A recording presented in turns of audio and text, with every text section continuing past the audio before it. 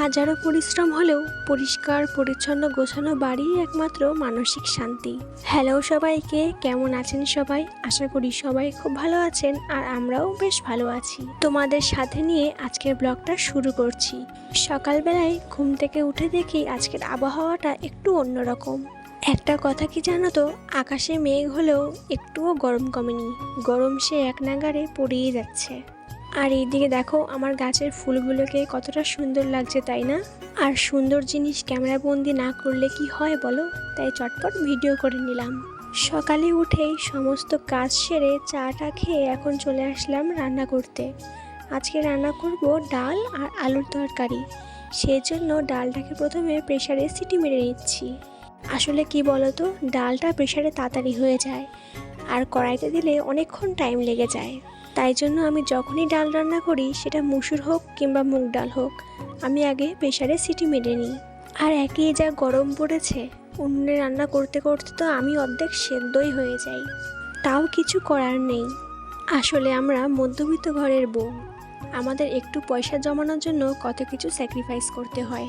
Gas থাকা সত্ত্বেও আমাদের উনুনে রান্না করতে হয়। আর গ্যাসের যা দাম, তা না হয় আর বললামই না, তোমরা তো বেশিরভাগ সবাই জানো। আর যখন তুমি দেখবে এই ছোটো ছোটো জিনিসগুলো তুমি স্যাক্রিফাইস করতে শিখে গেছো, তার মানে তুমি ধরেই নেবে তুমি আস্তে আস্তে ম্যাচিওর হচ্ছ। জানো তো, বাবার বাড়িতে রান্না কী জিনিস আমি সেটা একদমই জানতাম না। এমনকি ডালে কি ফোড়ন দেয় আমি সেটাও জানতাম না। আর এখন সংসারের চাপে পড়ে আমাকে আজ উনুনেও রান্না করতে হচ্ছে। সেটা নিয়ে আমার কোনো আফসোস নেই। আসলে জীবনসঙ্গী ভালো হলে আমরা বাসন মাজতে মাজতেও হাসতে পারি। ঠিক তেমনটাই আমার সাথেও হয়েছে। আমি উনুনে রান্না করছি বলে এটি আমার কোনো দুঃখ কিংবা কষ্ট নেই। আমি তো এইভাবে অনেক খুশি যে আমি এতটা ভালো মানুষ পেয়েছি জীবনে, যে আমার ছোটোখাটো সব ইচ্ছেগুলো নিজের হাতে কষ্ট করে পূরণ করে। এমনকি আমি অনেককে দেখেছি পয়সা আছে কিন্তু তারা সুখী নেই। হ্যাঁ, আমাদের কাছে কারি পয়সা থাকতে নাই পারে, কিন্তু আমাদের কাছে কারি ভালোবাসাটা ঠিকই আছে। যাই হোক, তোমাদের সাথে কথা বলতে বলতে আমার রান্নাও হয়ে গেল। আর এদিকে আমি রান্নার সব বাসনগুলোও ধুয়ে নিলাম। এরপর চলে আসলাম আমার রান্নাঘরের দিকে। এই জায়গাটা অনেকদিন ধরে পরিষ্কার করব ভাবছি, কিন্তু করা হয়ে উঠছে না। আসলে এই জায়গায় তো আমি সেরকম রান্না করি না, তাই অনেকদিন যাবত ধরাও হয় না। তাই ভাবলাম আজকে একটু সবটা পুরো ডিপ ক্লিন করব।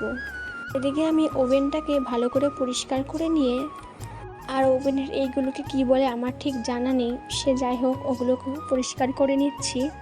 আসলে কি বলো তো, বাড়ির একটা প্রধান অংশ হচ্ছে রান্নাঘর। আর রান্নাঘর যদি পরিষ্কার না থাকে না, ভাবো মনটাই ভালো থাকে না।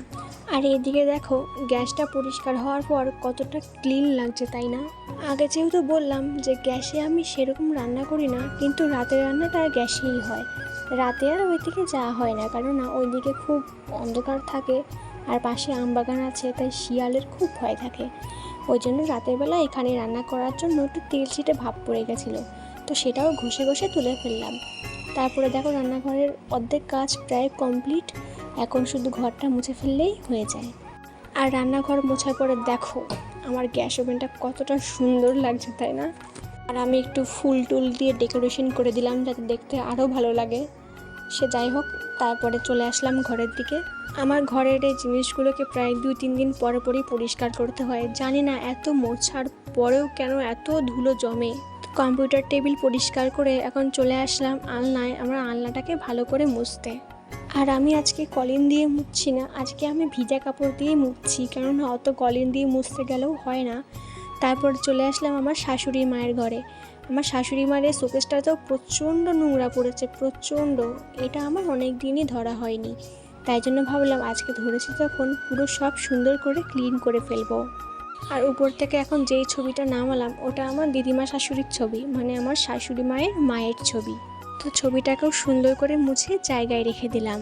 আর একটা জিনিস খেয়াল করবে, ঘর পরিষ্কার করার পর ঘরে ঢুকে দেখবে একটা আলাদাই শান্তি অনুভব হয়। আর তার থেকেও বড় কথা, এখন সেরকমভাবে ঘর পরিষ্কার করছি না, কেননা আর কয়েক মাস পরেই তো দুর্গাপুজোতে তো এমনিও ঘর ডিপ ক্লিন করতেই হয়, তাই এখন আপাতত একটু ক্লিন করে রাখছি। আর এটা হচ্ছে আমার শাশুড়ি মায়ের বিয়ের ড্রেসিং টেবিল, মানে সেই 2000 সালের ড্রেসিং টেবিল, এখনও কতটা সুন্দর আছে দেখো। আর এই ড্রেসিং টেবিলটার আয়নায় প্রচণ্ড ধুলো জমেছিল, তার জন্য একটু ভালো করে মুছে দিচ্ছি। দেখো মোছার পরে এখন কতটা ক্লিন লাগছে, তাই না? ঘরের জিনিস এখন সবই প্রায় মোছা হয়ে গেছে, তো এখন ঘরটাকে ভালো করে ঝাড় দিয়ে নিচ্ছি। আর ঘর এখন আপাতত মুছবো না, ঘরটা কালকেই মুছবো, যেহেতু আমার চান করার লেট হয়ে যাচ্ছে। আমার আবার দেরি হলে একটু ঠান্ডা লাগার সমস্যা আছে। ঘরটার ঝাড় দিয়ে সব জামা কাপড় নিয়ে চলে গেলাম বাথরুমে চান করার জন্য। একেবারে চান টান করে তোমাদের সাথে দেখা হচ্ছে। চান করার পর শরীরটা খুবই হালকা লাগছে। অন্যদিন তো চান করে আমি পুজো দিই, কিন্তু আজকে দেবো না, একটু সমস্যা আছে, সেটা তোমরা হয়তো বুঝতেই পারছো। তো এদিকে ভিজা জামা কাপড় নেড়ে আমি চলে গেলাম ঘরে ভাত খাওয়ার জন্য। এখানে ওর জন্য আর আমার জন্য ভাত বেড়ে নিচ্ছি।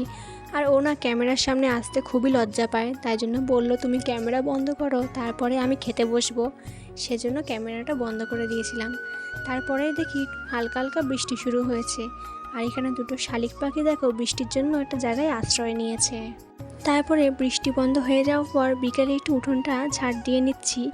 বেশি একটা ঝাড় দেবো না, কেননা শুধু পাতাগুলো পড়েছে, তাই উপরে উপরে পাতাগুলো ঝাড় দিয়ে নিয়ে চলে যাচ্ছি।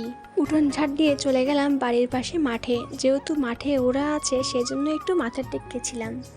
আসলে আগে একটা ভিডিওতে বলেইছিলাম আমাদের কপির চারা লাগানো হচ্ছে, তাই কয়েকটা জায়গায় কপির চারা মরে গেছে, তাই জন্য ওখান থেকে খুঁজে খুঁজে কয়েকটা কপির চারা বেছে নিচ্ছে আবার লাগাবে বলে।